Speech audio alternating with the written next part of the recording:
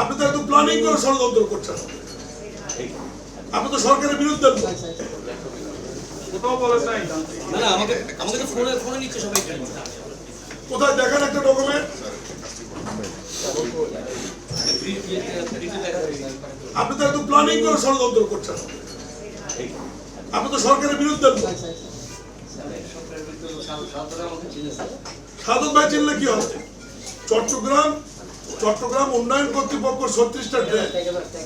প্রবলেমটা হচ্ছে আপনাকে নিয়ে।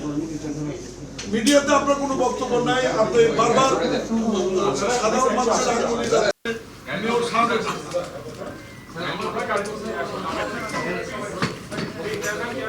আপনি বক্তব্য দেন, আপনার বক্তব্য নেন না এরকম কথা না। আমরা